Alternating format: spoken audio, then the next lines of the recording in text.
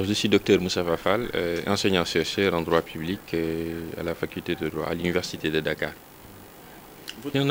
C'est déjà un panel qui intervient dans un contexte de débat public très intéressant autour des ressources naturelles. Et de plus en plus, la dynamique, c'est le nationalisme des ressources qui demande à ce que le pays puisse procéder à une meilleure répartition de la rente et également permettre au pays d'avoir plus de gains en termes un peu de retombées socio-économiques. Donc la participation à cette rencontre est une opportunité pour discuter des défis et des enjeux du secteur extractif, qu'il s'agisse du secteur minier et du secteur pétrolier.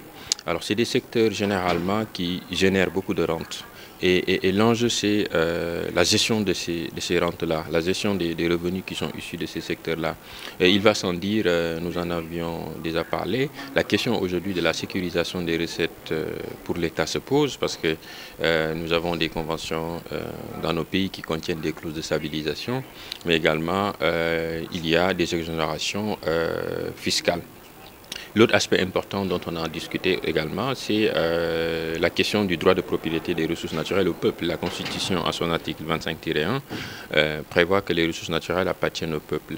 Et donc, pour permettre au peuple de tirer bénéfice de cette exploitation-là, il est important d'avoir un cadre juridique précis et clair, mais également faire de telle sorte que la valeur ajoutée puisse être captée. Et je pense qu'aujourd'hui, le défi majeur, c'est la transformation locale. Parce que si vous avez des ressources naturelles que vous extrayez et que vous ne parvenez pas à les transformer au niveau local, il est très difficile de pouvoir capter une valeur ajoutée.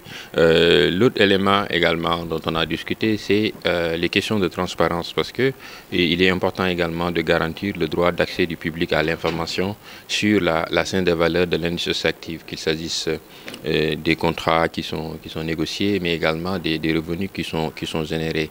Et dernier élément qui est important, c'est la participation des communautés locales. Comment faire de telle sorte que les droits des communautés puissent être respectés, mais également que les communautés aussi puissent tirer bénéfice de cette industrie. Donc voilà globalement les quelques points de réflexion sur lesquels nous avons eu à discuter. Pour dire également la participation à ce panel, c'est une opportunité de renforcer le débat public, également d'apporter des clarifications autour de la gouvernance des ressources naturelles, parce que le Sénégal en a fait une priorité, surtout en termes de transformation structurelle.